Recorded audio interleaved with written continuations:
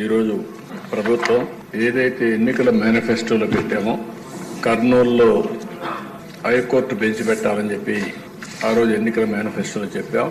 దాని ప్రకారం నిన్నే కేబినెట్లో తీర్మానం చేసి అసెంబ్లీలో కూడా తీర్మానం చేసి అటు హైకోర్టుకి గవర్నమెంట్ ఆఫ్ ఇండియా కూడా పంపిస్తాం.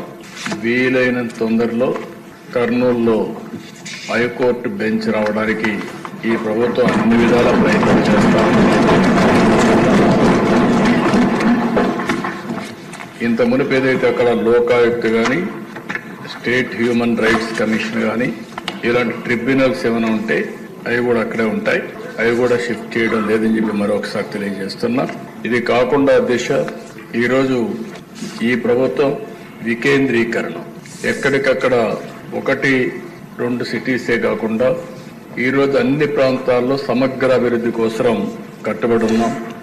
ఉత్తరాంధ్రలో విశాఖపట్నం అభివృద్ధి కావాలి, రాయలసీమలో తిరుపతి, కర్నూలు లాంటి టౌన్స్ అభివృద్ధి కావాలి.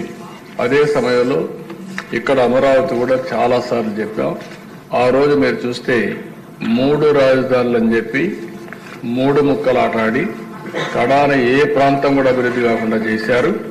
ఆ రోజు కూడా రాష్ట్రం మొత్తం తిరిగి కర్నూలులో కూడా ధైర్యంగా మన రాజధాని ఏదంటే అమరావతిని చెప్పించింది తెలుగుదేశం పార్టీ ఎన్డీఏ.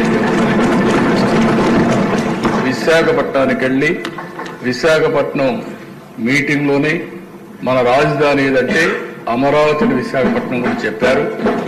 అంటే ఈ ప్రభుత్వం పైన ఒక నమ్మకం, చెప్పింది చేస్తారనే విశ్వాసం ఉంది. అందుకే ప్రజలు నమ్మే పరిస్థితికి వచ్చారు అధ్యక్ష.